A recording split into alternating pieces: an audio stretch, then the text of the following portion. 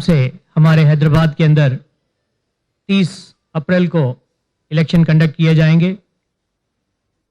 Parliament और assembly constituencies दोनों के लिए ये इलेक्शन शेड्यूल के अनाउंस होने के साथ साथ ही मॉडल कोड ऑफ कंडक्ट भी लागू हो गया है इलेक्शन कमीशन के गाइडलाइंस के तहत। उसमें जो इम्पोर्टेंट बातें हैं वो मैं आप लोगों को बताऊंगा, क्योंकि पब्लिक को और बाकी पॉलिटिकल पार्टीज को भी थोड़े सा इसके बारे में जानकारी मिले।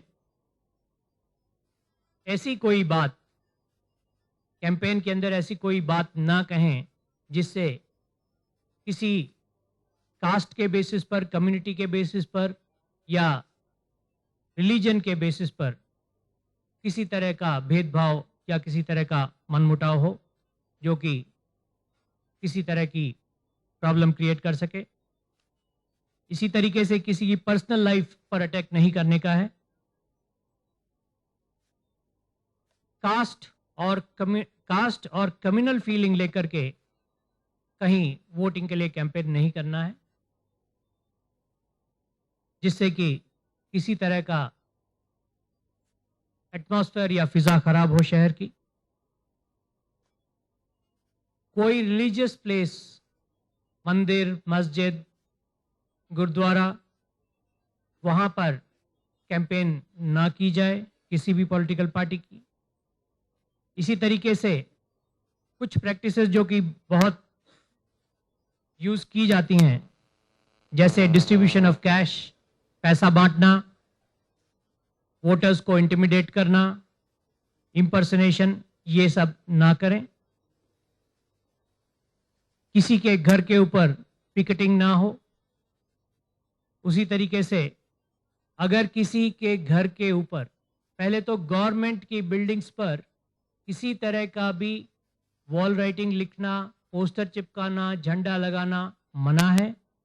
उसी तरीके से अगर किसी पर्टिकुलर इंडिविजुअल के घर की दीवार पर या घर के ऊपर किसी तरह का पॉलिटिकल मटेरियल लगाया जाता है, जैसे कि कोई झंडा, पोस्टर या स्लोगन, तो उस घर के ओनर की परमिशन लेना जरूरी है और वो परमिशन लेकर के राइटिंग में ली जाए वो परमिशन।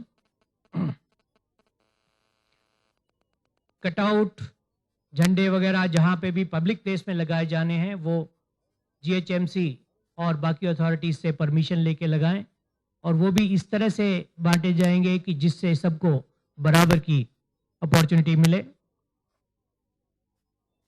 कोई भी एक पार्टी किसी दूसरे पार्टी के फ्लैग्स को, फ्लैक्सीज को, पोस्टर्स को ना फाड़े। अगर किसी को कोई ऑब्जेक्शन है तो पुलिस को और इलेक्शन कमीशन को इन्फॉर्म करें। हम लोग उसके लिए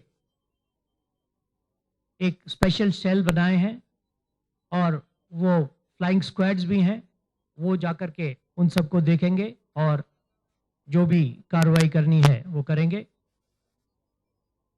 इसी तरीके से क्योंकि हमारे हैदराबाद के अंदर सिटी पुलिस एक्ट के तहत थोड़े रेस्ट्रिक्शंस लगाए गए हैं, मीटिंग, प्रोसेशन, रैली, पदयात्रा पर पुलिस का परमिशन लेना जरूरी है और यह परमिशन जो है लोकल जोनल डीसीपी देंगे। अगर एक से ज्यादा जोन के अंदर एरिया आ रहा है तो additional commissioner law and order देंगे। ये सारी एक्टिविटीज हम 6 बजे सुबह से लेकर के रात को 10 बजे तक ही परमिट करेंगे। लाउड स्पीकर जहां इस्तेमाल करने हैं वहां पर भी परमिशन लेना जरूरी है और वो भी 10 बजे के बाद रात को उनका इस्तेमाल नहीं किया जाना चाहिए। अगर कोई स्टार कैंपेनर आता है, जैसे कोई बड़ा लीडर आता है, तो हमें पहले बताएं कि उनकी मीटिंग कब है, कहां है, जिससे कि पुलिस भी इंतजाम कर सके। हर प्रोसेशन या रैली अगर कोई निकालना है तो उसके लिए परमिशन लें, उसका रूट, टाइम, प्लेस और कितने आदमी उसमें पार्टिसिपेट करेंगे वो हमें बताएं। इस तरह की किसी भी पदयात्रा से, रैली से ट्रैफिक को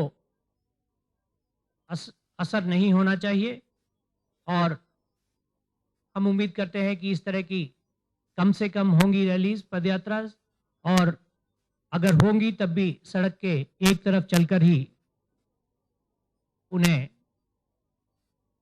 अंजाम दिया जाएगा।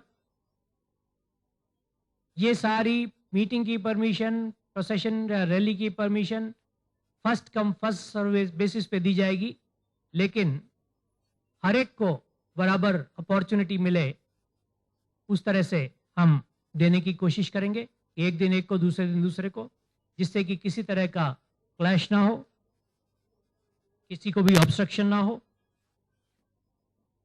ऐसी कोई चीज कैरी नहीं की जाएगी जो कि किसी भी तरह की प्रॉब्लम होने पर, गड़बड़ होने पर हथियार की तरह यूज की जा सके, जैसे कि लकड़ियां वगैरह। किसी तरह की एफिजीज जो हैं वो नहीं यूज की जाएंगी, कैरी नहीं की जाएंगी। कैंपेन के अंदर जो व्हीकल्स यूज की जाएंगी उनको रिटर्निंग ऑफिसर साहब से परमिशन लेकर के ही यूज किया जाएगा, और वो जितनी परमिशंस हैं व्हीकल नंबर के साथ व्हीकल के ऊपर डिस्प्ले की जाएंगी। 10 व्हीकल से ज्यादा का कॉन्वॉय परमिट नहीं किया जाएगा। अगर ज्यादा व्हीकल्स हैं तो उनके अंदर कम से कम 200 मीटर का डिस्टेंस मेंटेन किया जाएगा। रिप्रेजेंटेशन ऑफ पीपल्स एक्ट के अंदर सेक्शन 160 के अंदर bicycle, two wheeler, cycle rickshaw को भी व्हीकल का दर्जा दिया गया है, तो वो भी काउंट की जाएंगी। हर गाड़ी के ऊपर एक फ्लैग और एक बैनर की ही परमिशन है। अगर कोई गाड़ी मॉडिफाई की जाती है जिसपे लाउड स्पीकर लगाए जाते हैं या किसी और तरह का मॉडिफिकेशन किया जाता है, तो उस व्हीकल को यूज करने के लिए रिटर्निंग ऑफिसर साहब की परमिशन जरूरी है। और अगर इस तरह ये परमिशन नहीं हुई तो व्हीकल कॉन्फिस्केट की जा सकती है। ये मोटा मोटी तौर के ऊपर जो शुरू के इंस्ट्रक्शंस हैं, डिटेल्स इलेक्शन कमीशन ने पहले ही जारी की गई है और वो डिटेल देख सकते हैं। हैदराबाद पुलिस ने भी थोड़े स्पेशल ड्राइव्स किए हैं और करना शुरू किया है ये इलेक्शन के बंदोबस्त के लिहाज से। उनमें से कुछ ये हैं, जो आदमी पहले किसी इलेक्शन के अंदर, इलेक्शन ऑफेंस के अंदर इन्वॉल्व हुए थे, उनके केसेस को रिव्यू कर रहे हैं। उनमें से अगर चार्जशीट वगैरह फाइल नहीं हुई है तो उनको इमीडिएटली किया जा रहा है। उसी तरीके से हिस्ट्री शीटर्स या जो लोग पहले पुराने केसों में से भागे हुए हैं उनको भी तलाश किया जा रहा है और उनको बाइंड ओवर कराया जा रहा है। जितने भी नॉन बेलेबल वारंट्स पेंडिंग हैं उन्हें एग्जीक्यूट करने की कोशिश की जा रही है और उसके लिए सारे एसएचओज को एक डायरेक्शन भी दिया गया है कि स्पेशल ड्राइव लेकर के पुराने एनबीडब्ल्यूज को एग्जीक्यूट करें। अब तक करीब 112 लोगों को हम लोग बाइंड ओवर कर चुके हैं। हमने करीब 27 चेक पोस्ट लगा रहे हैं हम, जिसमें कि हम लिकर, आर्म्स, एम्युनिशन, कैश और किसी तरह का कंट्राबैंड चेक करने के लिए, और उसके अंदर अभी तक हमारे पास 7.5 लाख रुपया कैश हमें मिला है।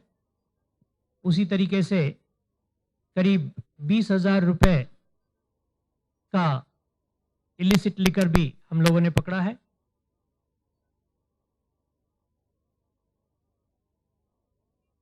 इसके लिए हम लोग 15 फ्लाइंग स्क्वाड भी बना रहे हैं, हर कॉन्स्टिट्यूंसी में एक, और उन उस फ्लाइंग स्क्वाड का काम भी यही रहेगा, किसी तरह की कंप्लेंट आने पर इमीडिएटली वहां जाकर चेक करें, या किसी तरह की कंप्लेंट कंट्रोल रूम में आती है या डिस्ट्रिक्ट कंप्लेंट मॉनिटरिंग सेल में आती है या इलेक्शन कमीशन को दी जाती है तो उसको भी इमीडिएटली वेरीफाई करें। हर कॉन्स्टिट्यूंसी में 3 स्टैटिक सर्विलेंस टीम्स भी लगाई जाएंगी जो कि